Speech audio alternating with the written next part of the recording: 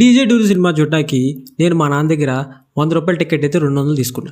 ఎందుకో తెలుసా? First show కాదు, సెకండ్ షో కూడా చూస్తా. అట్లుంటుంది మనతోని. Welcome back to the channel Prabhu vlogger. ఇప్పుడే డీజే టిల్లు సినిమా చూడటం కంప్లీట్ అయింది. సినిమా ఎలా ఉంది అంటే నువ్వు నిజంగానే క్వశ్చన్ అని అడుగుతున్నావా? చూసారుగా పరిస్థితి. అది సినిమా అయితే నాకు బాగా నచ్చింది భయ్య. టిల్లు ఎప్పటికీ బోరు కొట్టని ఒక అద్భుతమైన క్రేజీ క్యారెక్టర్. టిల్లు స్క్వేర్ మూవీకి ఇంట్రడక్షన్ అవసరమే లేదు, ఎక్స్ప్లెనేషన్ అక్కర్లేదు. ఎందుకంటే దాని గురించి ఎవ్రీవన్ నోస్ కదా, మళ్ళీ నేను చెప్పడం ఎందుకు.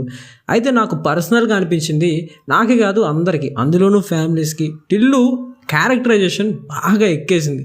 నిజమే కదా, ఈ క్యారెక్టర్కి ఉన్న క్రేజే వేరే లెవెల్. మీరు అబ్జర్వ్ చేస్తే నా బాగుందా చేసే ఉంటారు. యాక్చువల్లీ టిల్లు క్యారెక్టర్ చాలా డిఫరెంట్గా ఉంటుంది. ఇప్పటి వరకు అలాంటి ఒక క్యారెక్టర్ని మనం ఎక్స్పీరియన్స్ చేయలేదు. మేబీ అందుకేనేమో టిల్లు క్యారెక్టర్ని బాగా ఓన్ చేసుకున్నాం. మీరు అబ్జర్వ్ చేస్తే టిల్లు డైలాగ్స్ చెప్తే నవ్వు వస్తుంది, డైలాగ్స్ చెప్పకపోయినా సరే నవ్వు వస్తుంది. టిల్లుని చూస్తే నవ్వు వస్తుంది. ఆ ఫేస్ ఎక్స్ప్రెషన్స్ కానీ, బాడీ లాంగ్వేజ్ కానీ, స్వాగ్ కానీ అట్లుంటుంది మనతోని. సరే కానీ వీటన్నిటికీ రీజన్ ఏంటి బ్రో అంటే ఏం చెప్తామండి, ఆ క్యారెక్టర్ అలాంటిది. మెయిన్లీ నేను ప్లాట్ గురించి మాట్లాడాలనుకోవట్లేదు, ఎందుకంటే ప్లాట్ సేమే కదా, ఫస్ట్ దాంట్లో సెకండ్ దాంట్లో కూడా. హీరోకి లవ్ వస్తుంది, లవ్తో ప్రాబ్లమ్స్ వస్తాయి, తర్వాత ఢంగమని జ్ఞానబల వెలుగుద్ది, ఒక ప్రాబ్లంలో ఇరుక్కుంటాడు, బయటపడతాడు. అదే సేమ్ స్టోరీ. కానీ డబుల్ డోస్ భయ్య తట్టుకోవడం చాలా కష్టం, కానీ ఎంజాయ్ చేస్తాం భయ్యో.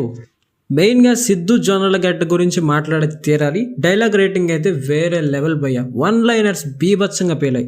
ఈ విషయంలో సిద్ధుని అప్రిషియేట్ చేయాల్సిందే. Well done Siddhu, well done. Interval bank గురించి మాట్లాడితే అంత స్ట్రాంగ్గా లేకపోయినా పర్లేదు, ఎంజాయబుల్గా ఉంది. క్లైమాక్స్ గురించి మాట్లాడాలి, సాటిస్ఫైయింగ్గా ఉంది, హై ఫీలింగ్ కూడా ఇస్తుంది. సినిమా మొత్తం మీద ఒక విషయం చెప్పాలి, సిద్ధు వన్ మ్యాన్ షో అనిపిస్తుంది. ఎందుకంటే కథ మొత్తం టిల్లు చుట్టూ తిరుగుద్ది.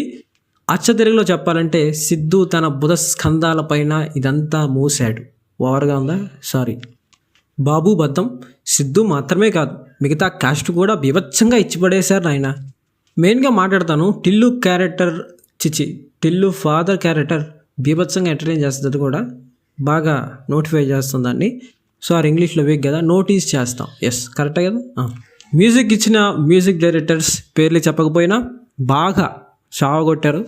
ఫైనల్గా ఒక మాట, సినిమా చూస్తే ఇరిటేషను రాదు, హెడేక్ రాదు, ఫేవరు రాదు, కానీ వస్తుంది భయో, నవ్వు బీభత్సంగా వస్తుంది. కిలోల్లో కాదు టన్నుల్లో వస్తుంది.